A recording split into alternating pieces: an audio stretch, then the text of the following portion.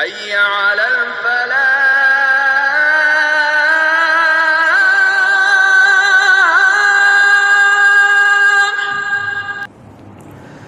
அன்பிற்கினிய சகோதரர்களே, நம்முடைய உள்ளத்தில் எவ்வளவோ விஷயங்களுக்கு இடம் அளித்திருக்கிறோம். பல்வேறு மனிதர்களுக்கு நம்முடைய இதயத்தில் இடம் உண்டு. ஒவ்வொருவரும் தன்னுடைய தாயை நேசிக்கக்கூடியவர்களாக இருக்கிறோம். நம்முடைய உள்ளத்திலே பெற்ற தாய்க்கு ஒரு இடம் உண்டு, தந்தைக்கும் உள்ளத்திலே ஒரு இடம் உண்டு,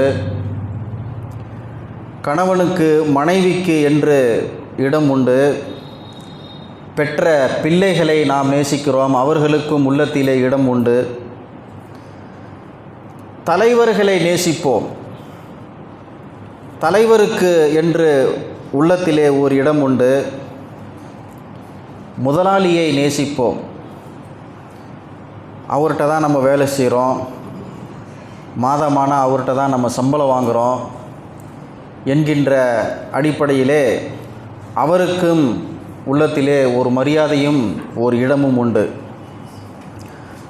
நண்பர்களுக்கு, என்னுடைய நண்பனுக்கு என்னுடைய இதயத்திலே ஒரு இடம் இருக்கிறது. இப்படி ஒவ்வொருவரும் தம்முடைய உள்ளத்திலே ஒவ்வொருவருக்கும் இடம் தந்து வைத்திருக்கிறோம். உலகத்திலே இருப்பவர்களுக்கும் இடம் உண்டு, உலகத்திலே இல்லாதவர்கள், நம்மை விட்டு மறைந்தவர்களுக்கும் இடம் உண்டு. நம்மிடம் அவர்கள் இல்லை, நம்மை விட்டு மறைந்து விட்டார்கள்.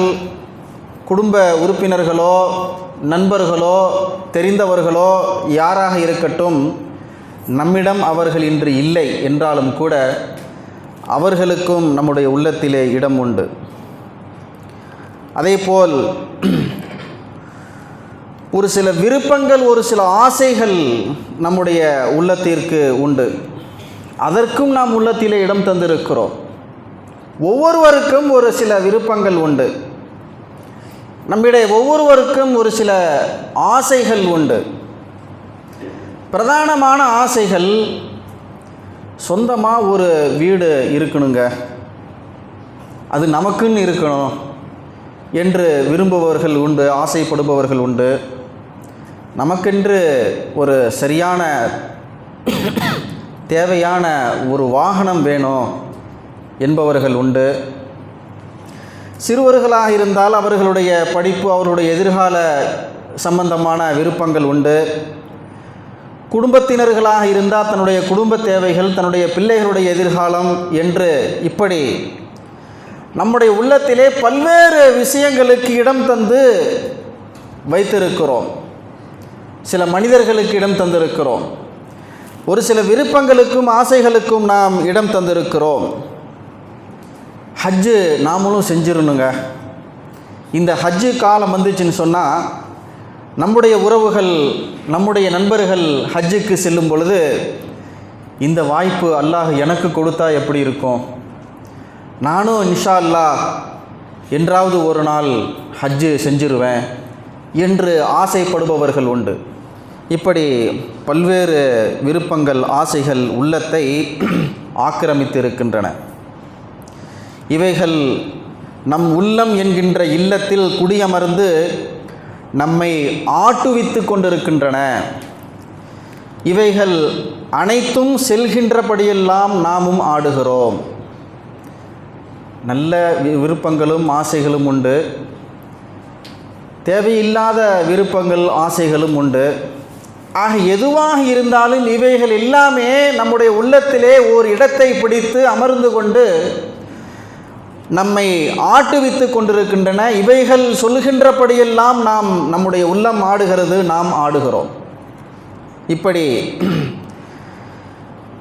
இதற்காக சில போது நாம் சிரிக்கின்றோம், சில போது நாம் அழுகின்றோம். இவைகளுக்காக நம்முடைய உள்ளத்திலே இடம் தந்து அமர்த்தி வைத்திருக்கிறோம் அல்லவா? நம்முடைய உள்ளத்திலே இதற்காக வேண்டி நாம் இடம் தந்திருக்கிறோம் அல்லவா? இவைகளுக்காக அது மனிதர்களாக இருக்கட்டும், ஆசைகளாக இருக்கட்டும், விருப்பங்களாக இருக்கட்டும், நம்மளோட உள்ளத்திலே இடம் இருக்கின்ற இந்த விஷயங்களுக்காக, இந்த அம்சங்களுக்காக சமயங்களிலே நாம் அதற்காக அழுகிறோம், சமயங்களிலே அதற்காக நாம் சிரிக்கிறோம், அதற்காக நாம் பேசுகிறோம், இவைகளுக்காக நாம் சமயங்களிலே பேசாமலும் இருக்கின்றோம், இவைகளுக்காக நிறைய அர்ப்பணிக்கின்றோம், நிறைய நாம் நேரங்களை தருகின்றோம், நிறைய பொருளாதாரங்களை செலவழிக்கின்றோம், நிறைய நம்மளுடைய வாழ்க்கையிலே இந்த ஆசைகளுக்காக, இந்த விருப்பங்களுக்காக, உள்ளத்திலே இடம் தந்த இந்த விஷயங்களுக்காக எண்ணற்ற விஷயங்களை நாம் வாழ்க்கையிலே இழக்கவும் தயாராக ஆகின்றோம்.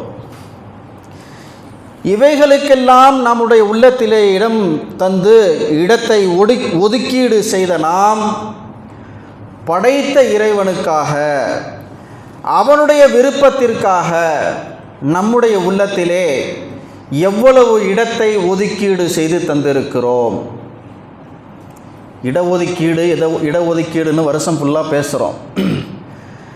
நம்முடைய உள்ளத்தில் பல்வேறு விஷயங்களுக்கு, பல்வேறு நபர்களுக்கு, பல்வேறு ஆசைகளுக்கு, பல்வேறு அம்சங்களுக்கு இடம் தந்து ஒதுக்கீடு செய்து தந்திருக்கிறோம். என்னுடைய ஃபேமிலியா, அதுக்குன்னு ஒரு இடம் என்னுடைய உள்ளத்திலே இவ்வளவு இடம் உண்டு என்று ஒதுக்கீடு தந்திருக்கிறோம். என்னுடைய ஆசைகள், விருப்பங்கள் என்று உள்ளத்திலே அதற்கும் ஒரு சில இடத்தை நாம் தந்திருக்கிறோம், ஒதுக்கீடு செய்து தந்திருக்கிறோம். என்னை படைத்த இறைவனுக்காக, என்னை படைத்த இறைவனுடைய விருப்பத்திற்காக என்று என்னுடைய உள்ளத்திலே எவ்வளவு இடஒதுக்கீடு செய்து நான் தந்திருக்கிறேன், வைத்திருக்கிறேன் என்பதை ஒவ்வொருவரும் நாம் யோசனை செய்து பார்க்க வேண்டும். தம்முடைய உள்ளத்திலே மற்ற எல்லாவற்றையும் விட, தம்முடைய உள்ளத்திலே மற்ற எல்லாவற்றையும் விட, மற்ற அனைத்தையும் விட, மற்ற அனைத்து மக்களையும் விட, அனைத்து ஆசைகள் விருப்பங்களையும் விட அல்லாஹுக்கும் அல்லாஹுடைய விருப்பத்திற்கும் இடம் அளித்து வாழ்ந்த ஒரு குடும்பத்தை நினைவுபடுத்தக்கூடிய நாட்கள் தான் இந்த ஹஜ்ஜுடைய நாட்கள். இந்த ஹஜ்ஜுடைய நாட்களிலே பெரும்பாலும் நாம் யாரை நினைவு கூறுகிறோம்? ஒரு குடும்பத்தினர்களை நினைவு கூற தவறுவதில்லை. நபி இப்ராஹிம் அலைஹிஸ்ஸலாம் அவர்கள் உலக முழுமைக்கும் முன்மாதிரியாக வாழ்ந்த இப்ராஹிம் அலைஹிஸ்ஸலாம் அவர்களும் அவருடைய குடும்பத்தினர்களையும் நாம் நினைவு கூற, ஒவ்வொரு வருட ஹஜ்ஜுடைய சமயத்திலேயும் அவர்களை நினைவு கூற தவறுவதில்லை. நினைவு கூறாமல் இருக்க முடியாது. அப்படிப்பட்ட ஒரு முன்மாதிரி குடும்பமாக நபி இப்ராஹிம் அலைஹிஸ்ஸலாம் அவர்களுடைய குடும்பம் நமக்கு இருக்கிறது. ஒவ்வொரு வருடம் ஹஜ்ஜு சமயம் வரும் பொழுது, ஒவ்வொரு வருடமும் நாம் குர்பானியை நிறைவேற்றும் பொழுது, ஒவ்வொரு வருடமும் ஈதுல் அல்ஹாவுடைய தொழுகையை நிறைவேற்றும் பொழுது இந்த முன்மாதிரி மிக்க இந்த குடும்பத்தையும் இந்த குடும்ப உறுப்பினர்களையும் நாம் நினைவுபடுத்துகிறோம். காரணம், அவர்கள் தம்முடைய உள்ளத்திலே எல்லாவற்றையும் விட, எல்லா அம்சங்களையும் விட அதிகமாக அல்லாஹ்விற்கும் அல்லாஹுடைய விருப்பத்திற்கும் அல்லாஹுடைய ஆசைக்கும் அல்லாஹுடைய நேசத்திற்கும் இடம் தந்து அந்த குடும்ப உலகத்திலே வாழ்ந்து மறைந்தது. அந்த குடும்பத்தை நாம் கண்டிப்பாக நினைவுபடுத்தி ஆக வேண்டும். அல்லாஹ்வையும் அவனுடைய விருப்பத்தையும் தம் இதயத்தில் இடம் தந்து தந்தையும் சரி, தன்னுடைய சமூகத்தையும் சரி தூரமாக ஆக்கி வைத்தார்கள். தன்னுடைய தந்தையையும் இப்ராஹிம் அலைஹிஸ்ஸலாம் அவர்கள் யாருக்காக தூரமாக்கினார்கள்? தன்னுடைய சமூகத்தை இப்ராஹிம் அலைஹிஸ்ஸலாம் அவர்கள் எதற்காக தூரமாக்கினார்கள் தன்னுடைய உள்ளத்திலிருந்து? குர்ஆன் அதை பேசுகிறது. அல்லாஹு தாலா ஒரு இடத்திலே இப்ராஹிம் அலைஹிஸ்ஸலாம் அவர்கள் தன்னுடைய தந்தையை நோக்கி பேசிய விஷயத்தை குர்ஆனிலே அல்லாஹ் பதிவு செய்கிறான், சொல்லுகிறான், அதத்தஹிது அஸ்னாமன் ஆலிஹா, நீங்கள் சிலைகளை வணங்குகிறீர்களா? சிலைகளையா நீங்கள் வணங்குகிறீர்கள்? இன்னி அராக வ கௌமக ஃபீ ضلالின் முபீன். சூரா அன்ஆமிலே அல்லாஹ் குறிப்பிடுகிறான், நாங்கள் தந்தையே உம்மையும் சரி உம்முடைய சமூகத்தையும் சரி ஃபீ ضلالின் முபீன், மிகப்பெரிய வழிகேட்டில் இருப்பதாகவே நான் காண்கிறேன். நீங்கள் வழிகேட்டிலே இருக்கிறீர்கள். சிலைகளை வணங்கக்கூடிய நீங்கள் வழிகேட்டிலே இருக்கிறீர்கள், அப்படித்தான் நான் உங்களை காண்கிறேன். கால யா கௌமி, இன்னும் கூறினார்கள் இப்ராஹிம் அலைஹிஸ்ஸலாம் அவர்கள், கால யா கௌமி இன்னி பரீஉம் மிம்மா துஷ்ரிகூன், நீங்கள் எவற்றையெல்லாம் அல்லாஹுவுக்கு இணை கற்பிக்கிறீர்களோ அவைகளை விட்டெல்லாம் பரீஉன், நான் விலகிவிட்டேன். என்ன அர்த்தம்? தந்தை என்கின்ற அடிப்படையிலே உங்களுக்கு என்று என்னுடைய உள்ளத்திலே ஒரு விருப்பம் இருந்ததா இல்லையா? என்னுடைய சமூகம் என்று நான் என்னுடைய சமூக மக்களின் மீது நான் ஆசையும் விருப்பமும் வைத்திருந்தேன் அல்லவா? இப்பொழுது அவைகளையெல்லாம் உதறி தள்ளுகிறேன். எதற்காக? ஏகத்துவம் என்கின்ற இந்த ஒற்றை கொள்கைக்காக, அல்லாஹுக்காக, அல்லாஹுடைய நேசத்திற்காக. அல்லாஹுடைய நேசத்தை என்னுடைய உள்ளத்திற்கு இடம் தந்து அந்த அல்லாஹுடைய விருப்பத்தையும் அல்லாஹுவையும் அல்லாஹுடைய விருப்பத்தையும் அவனுடைய தீனையும் மார்க்கத்தையும் என்னுடைய உள்ளத்திலே இடம் தந்து இட ஒதுக்கீடு செய்து அவைகளை என்னுடைய உள்ளத்திலே நான் வைத்து கொள்ள வேண்டும் என்பதற்காக என்னுடைய உள்ளத்திலே இருக்கக்கூடிய தந்தை பாசத்தையும் சமூக நேசத்தையும் நான் இழக்க தயாராக ஆகிவிடுகிறேன். இன்னி பரீஉம் மிம்மா துஷ்ரிகூன், நீங்கள் எதை இணை வைக்கிறீர்களோ அதை விட்டு முழுமையாக நான் விலகிவிட்டேன். இன்னி வஜ்ஜஹது வஜ்ஹியல்லதீ ஃபதரஸ் ஸமாவாதி வல் அர்ல ஹனீஃபா வமா அன மினல் முஷ்ரிகீன். குர்பானி செய்யும் பொழுது ஒவ்வொருவரும் நாம் ஓதக்கூடிய துஆ இது. இன்னி வஜ்ஜஹது வஜ்ஹிய லில்லதீ ஃபதரஸ் ஸமாவாதி வல் அர்ல். சுருக்கமாக இதனுடைய அர்த்தம் என்ன புரிகிற மாதிரி சொன்னோம்னா, முழுக்க முழுக்க என்னை படைத்த என்னுடைய இறைவனின் பக்கமே நான் திரும்பிவிட்டேன். என்னுடைய இறைவனை நான் நேசிக்கிறேன், என்னுடைய இறைவனுடைய வழிகாட்டலை மட்டுமே நான் நேசிக்கிறேன், விரும்புகிறேன். இவை அல்லாது வேற எதற்கும் என்னுடைய உள்ளத்திலே இடமில்லை, வேற எதற்கும் என்னுடைய உள்ளத்திலே இடமில்லை. அது என்னுடைய தந்தையாக இருக்கட்டும், என்னுடைய குடும்பமாக சமூகமாக இருக்கட்டும், குடும்பம் இல்லை சமூகமாக இருக்கட்டும், எதையும் நான் இவைகளுக்கு மேல் நேசிக்கக்கூடியவனாக நான் இல்லை. அல்லாஹுவை மட்டுமே நேசிப்பேன். அல்லாஹுடைய தீனுக்காக இவைகளை நான் விட்டு தர தயாராக ஆகிவிட்டேன் என்று இப்ராஹிம் அலைஹிஸ்ஸலாம் அவர்கள் கூறினார்கள் என்று சொன்னால், இதனால் இப்ராஹிம் அலைஹிஸ்ஸலாம் அவர்களுக்கு கிடைத்த பலன் என்ன, அவர்களுக்கு கிடைத்த பயன் என்ன? இதயத்திலே எப்பொழுது இறைவனுக்கு இடம் அளித்து நடந்து கொண்டார்களோ அப்பொழுதே அவர்கள் அல்லாஹுடைய நேசத்தை பெற்றார்கள். எப்பொழுது என்னுடைய இதயத்திலே அல்லாஹுவிற்கு என்று அல்லாஹுடைய விருப்பம், அல்லாஹுடைய நேசம், இவைகளுக்கு என்னுடைய இதயத்திலே இட ஒதுக்கீடு இடம் தந்து விட்டேனோ அப்பொழுதே என்னை அல்லாஹுடைய நேசனாக ஆக்கிக் கொள்கிறான். இப்ராஹிம் அலைஹிஸ்ஸலாம் அவர்கள் அப்பொழுதிலிருந்து அல்லாஹுடைய நேசனாக நண்பனாக ஆகிவிட்டார்கள். குல்னா, நண்பனாக ஆக்கியதோடு மட்டுமல்ல, அல்லாஹுடைய உதவிக்கு முழுக்க 100% தகுதியுடையவர்களாக ஆகிவிட்டார்கள். நான் என்னுடைய இறைவனுடைய உதவியை பெறக்கூடிய தகுதியை அடைந்து விட்டேனா? கேட்கணுமா இல்லையா? என்னை பார்த்து நான் என்ன என்னுடைய இறைவனுடைய உதவியை நேரடியாக பெறுவதற்கு நான் தகுதியுடையவனாக ஆகிவிட்டேனா? இப்ராஹிம் அலைஹிஸ்ஸலாம் அவர்கள் அந்த தகுதியை பெற்றார்கள். எந்த ஒரு நேரத்திலும் எந்த ஒரு ஆபத்திலும் அல்லாஹு தஆலா நேரடியாக இப்ராஹிம் அலைஹிஸ்ஸலாம் அவர்களுக்கு உதவி செய்வதற்கு தயாராக ஆகிவிட்டான். அப்படி தயாராக இருந்ததுனால தான் இப்ராஹிம் அலைஹிஸ்ஸலாம் அவர்களுக்கு ஏற்பட்ட எல்லா ஆபத்துகளிலிருந்தும் இறைவனுடைய பாதுகாப்பை பெற்று அவர்கள் காப்பாற்றப்பட்டார்கள்.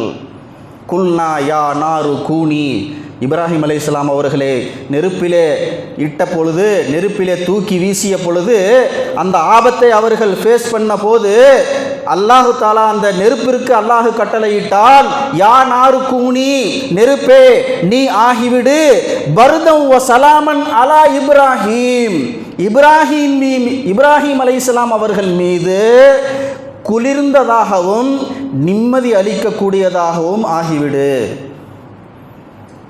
அந்த நெருப்பு இப்ராஹிம் அலைஹிஸ்ஸலாம் அவங்களுக்கு மட்டும்தான் குளிர்ந்ததாக இருந்தது.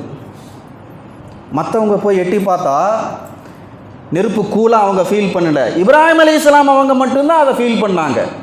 ஏன்னா அல்லாஹுடைய கட்டளை அப்படித்தான். இப்ராஹிம் அலைஹிஸ்ஸலாம் அவர்களுக்கு மட்டுமே அல்லாஹ் அந்த நெருப்பிற்கு கட்டளையிட்டான், நீ குளிர்ந்ததாக ஆகிவிடு. நெருப்புடைய இயற்கை சுடக்கூடிய தன்மை, சுடும் தன்மை.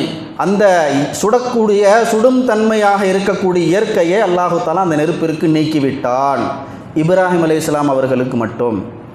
என்னடா உள்ளே போட்டால் ஆள் ஒன்றுமே தெரியலையே, ஒன்றும் ஆகலையேன்னு சொல்லி பார்த்தா, கிட்ட போய் பார்க்கலான்னு பார்த்தா அவங்களுக்கு சுடுது. ஆனால் இப்ராஹிம் அலைஹிஸ்ஸலாம் அவர்கள் நிம்மதியாக உள்ளே இருக்கிறார்கள்.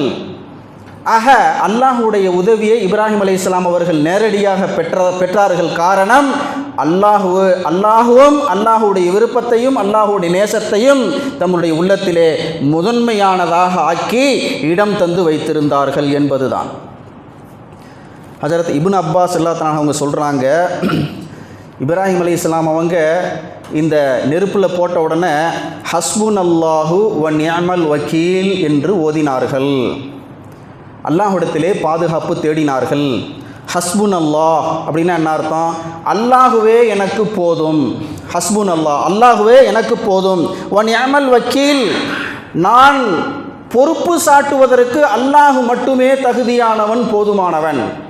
நான் யாருடைய உதவியையும் நான் எதிர்பார்க்கவில்லை, அல்லாஹுடைய உதவியை மட்டுமே எதிர்பார்த்து அவன் மீது மட்டுமே நான் பொறுப்பு சாட்டுகிறேன், அவன் பார்த்து கொள்வான் என்கின்ற இந்த துஆவை, இந்த திக்ரை, இந்த தஸ்பீஹை இப்ராஹிம் அலைஹிஸ்ஸலாம் அவர்கள் ஓதினார்கள் என்று ஹஜரத் இப்னு அப்பாஸ் ரலியல்லாஹு தஆலா அன்ஹு அவர்கள் அறிவிக்கக்கூடிய ஹதீஸ் புகாரியிலே இடம்பெற்றிருக்கிறது.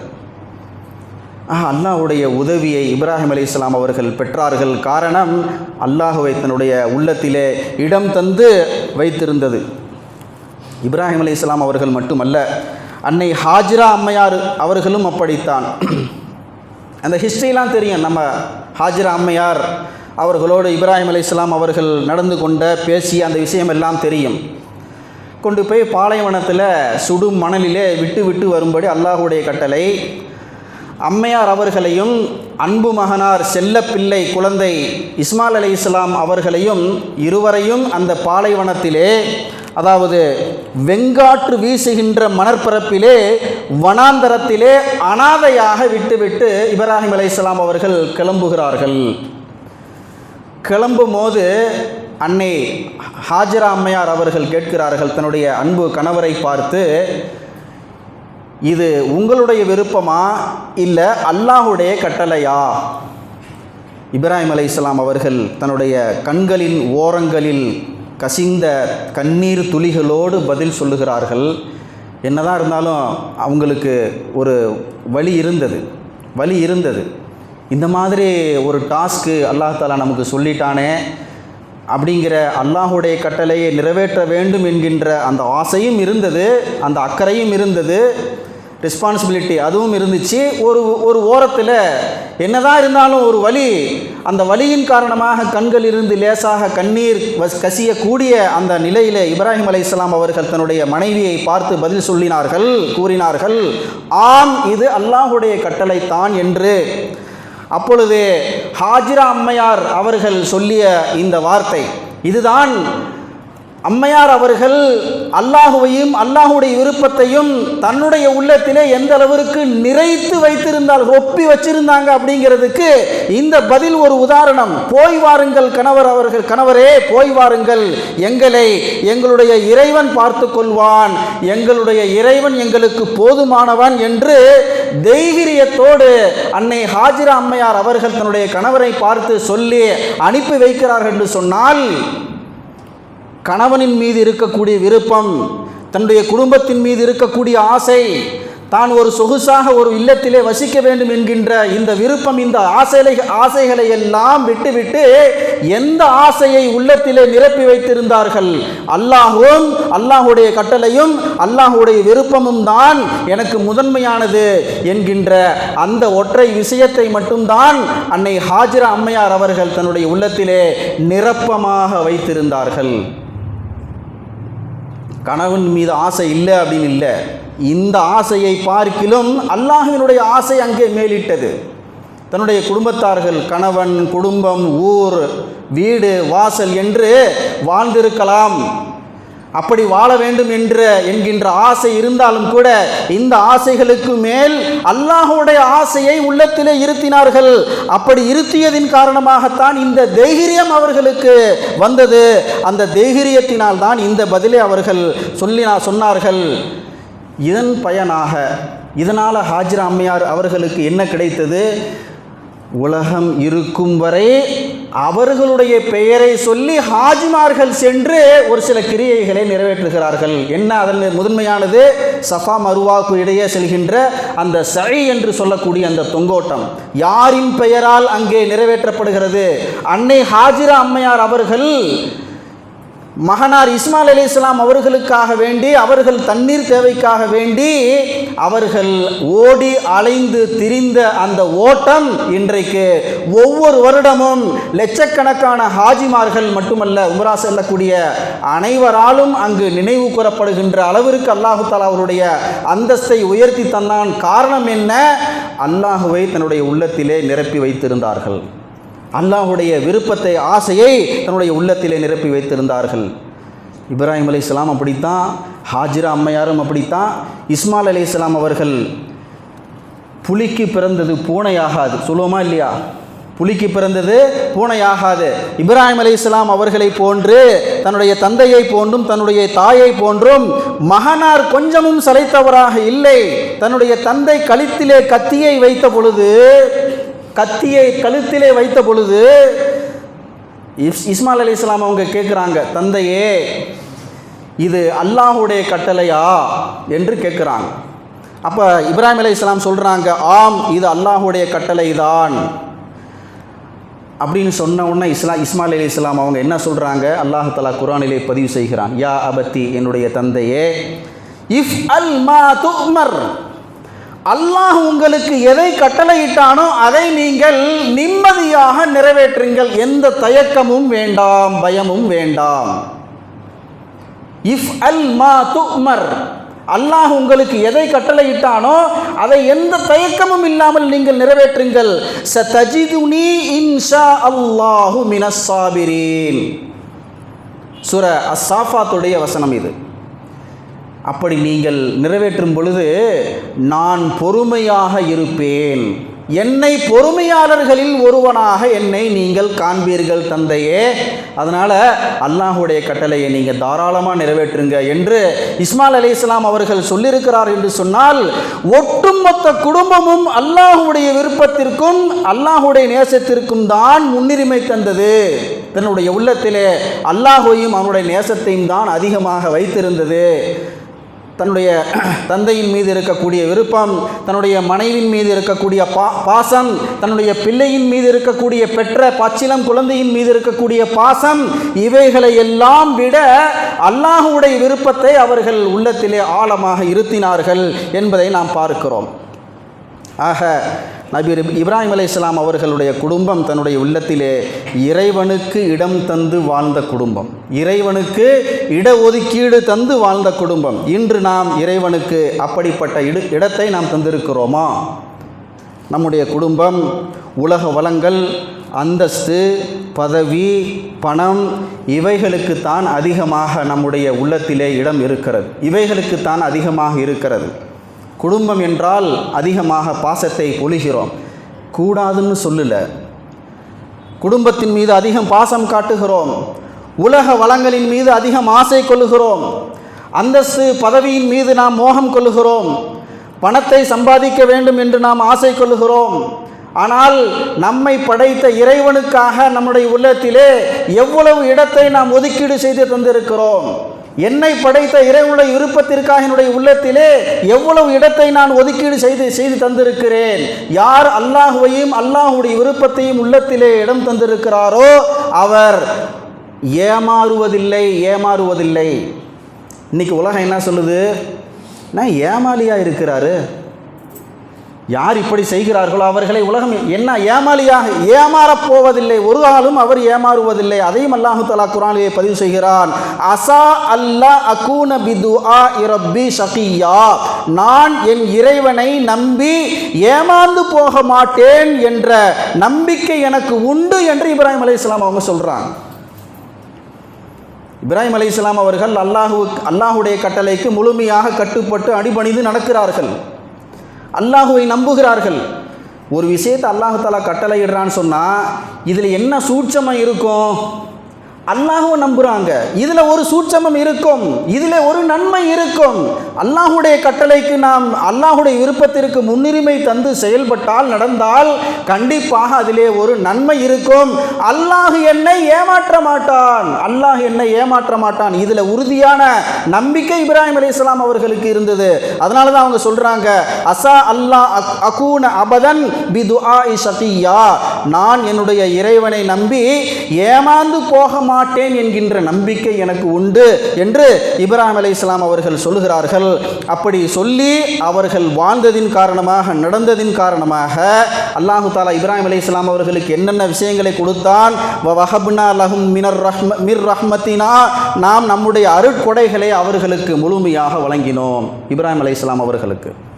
இப்படி அல்லாஹுவை நம்பி செயல்பட்டதினால், அல்லாஹுடைய கட்டளையே அவர்கள் முழுமையாக நிறைவேற்றியதினால், அல்லாஹுடைய விருப்பத்திற்கு தன்னுடைய உள்ளத்திலே இடம் தந்து வாழ்ந்ததினால், வஜஅல்னா லஹும் லிசான சிதுகின் அலியா, உயர்ந்த உண்மையான புகழை அவர்களுக்கு நாம் அளித்தோம். உயர்ந்த உண்மையான புகழை உலகத்திலே அவர்களுக்கு நாம் அளித்தோம். இப்ராஹிம் அலைஹிஸ்ஸலாம் அவர்களுடைய புகழ் எவ்வளவு உயர்ந்து ஓங்கி நிற்கிறது, கியாமத்து நாள் வரைக்கும் இருக்கும், கியாமத்து நாள் வரைக்கும் இருக்கும். அந்த அளவிற்கு அவருடைய அந்தஸ்தை உயர்த்தினான். ஆக கண்ணியத்திற்கு சகோதரரே, நம்முடைய உள்ளத்தை பார்த்து நாம் கேள்வி கேட்க வேண்டும். ஆக களையெடுக்க வேண்டிய, சுத்தப்படுத்த வேண்டிய தேவை, நம்முடைய உள்ளத்தை களையெடுத்து சுத்தப்படுத்த வேண்டிய தேவை இன்றைக்கு அவசியம் இருக்கிறது.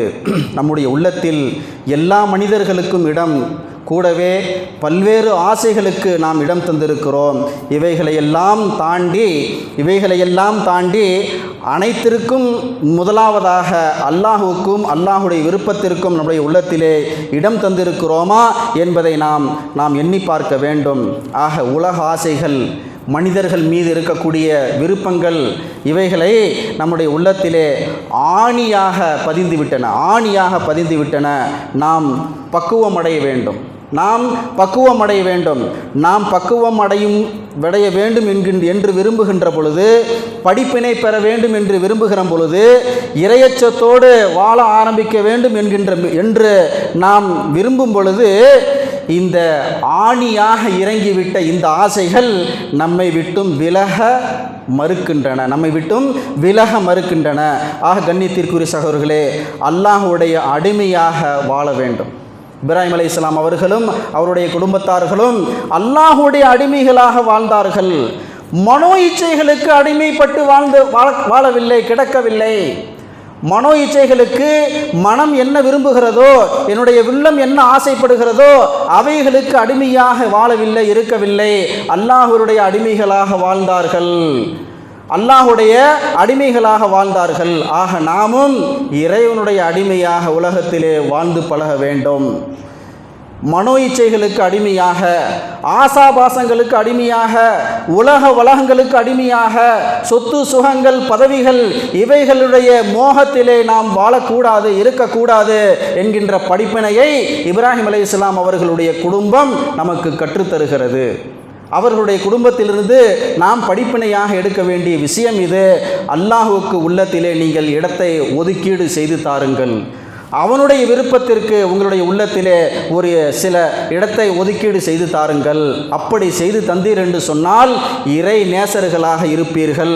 எப்படி இப்ராஹிம் அலைஹிஸ்ஸலாம் அவர்கள் அல்லாஹுக்கு நண்பன் என்கின்ற அந்தஸ்தை பெற்றார்களோ, அதே போன்று நீங்களும் இறைவனுக்கு நேசன் என்கின்ற இறைநேச அந்த அந்தஸ்தை நீங்களும் பெறுவீர்கள் என்கின்ற பாடத்தை தான் இப்ராஹிம் அலைஹிஸ்ஸலாம் அவருடைய குடும்பம் நமக்கு சொல்லித் தருகிறது. ஆக அப்படிப்பட்ட இறைநேசர்களாக வாழக்கூடிய நல்லடியார்களாக அல்லாஹ் நம் அனைவரையும் ஆக்கி அருள் புரிவானாக. வாஹிரு தாவானா அல்ஹம்துலில்லாஹி ரப்பில் ஆலமீன்.